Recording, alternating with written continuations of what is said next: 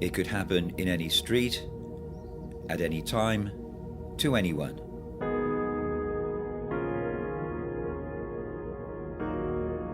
An innocent man wrongly arrested by police, searching for proof he'd been downloading pornographic images of children. As so often, the sinister chain of events began with an unexpected knock on the door. It was early in the morning, nearly 5 o'clock. So I opened my window from, my bedroom. So I'm watching, two police officers. So I asked them, can I help you? Mr. Khan, we are from crime branch.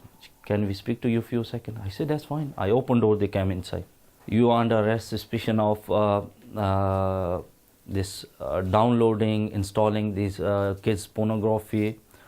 So if you want to say something, you have to say in a court. So you are under arrest. I hold my head. I say, oh my God, what's going on? I say, maybe you catch wrong guy. I'm not like this. They said, we are sure we got information. I say, who gave you information? Your internet provider. I start crying. I was feeling shame. Horrible charges there. Mr. Khan was the prime suspect, but every device in the house was confiscated, irrespective of who they belonged to. I gave them, I say, all devices I got there, but they start searching.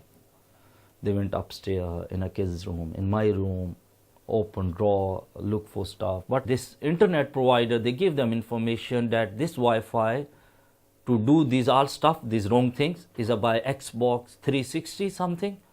So they was looking for this box. I say, I don't have. I bought this box for 20 quid for my son because he want to play games, but he never played. He's just small. So they took it as well. As it turned out, investigators were unable to find anything illegal on any of the devices. But the family's nightmare wasn't over yet. We had to go back because we had more intelligence to suggest that indecent images were still being viewed. We found that confusing because we had all the devices and we believe we did. Of course, we could be missing devices. Unfortunately, people act in very kind of secret and devious nature. Sometimes people hide computer equipment in their lofts. So we had to go back and we had to check that there were no devices left because obviously we had clear intelligence that the offending was still occurring, which is of grave concern.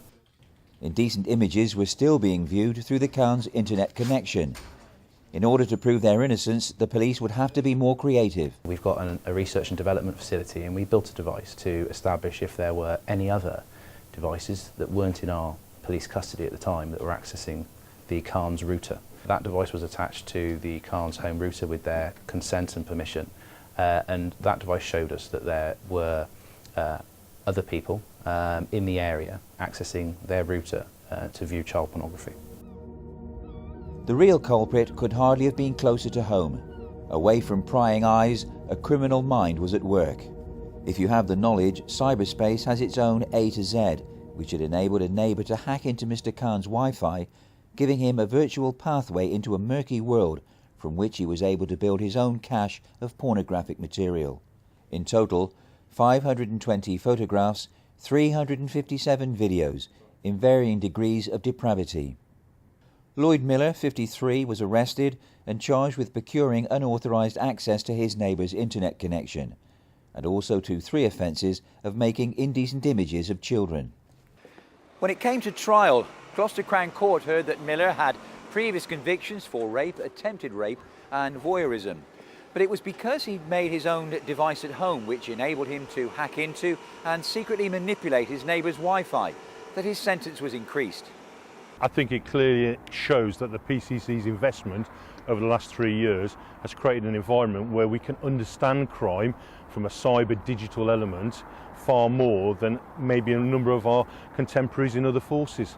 The example of Mr. Khan, without the investment over the last 3 years, we wouldn't have had a research and development capability that would have created a device that would have allowed us to understand the situation fully, and it has easily prevented potentially a miscarriage of justice. It is a story of our time and a sobering thought that without the Police and Crime Commissioner's move to make safer cyber a priority, an innocent man may have been wrongly condemned, his reputation destroyed, his family ostracised. I know myself, I didn't do nothing wrong and I'm suspect. So I was thinking about future, how will be? I will go to prison, They will take my kids. How will be? And I was sitting and crying. I was sitting, she was. And this 2 months, sometime we was cooking, sometime not. Like happiness is finished from our life. Equally, the real criminal, a man fixated on satisfying his desire for child pornography, who callously thought he could hide behind his neighbour, free to continue to be part of the local community. And don't think it couldn't happen to you. If you would like help to make your computers more secure, go to either of these websites where you'll be guided to the help you need.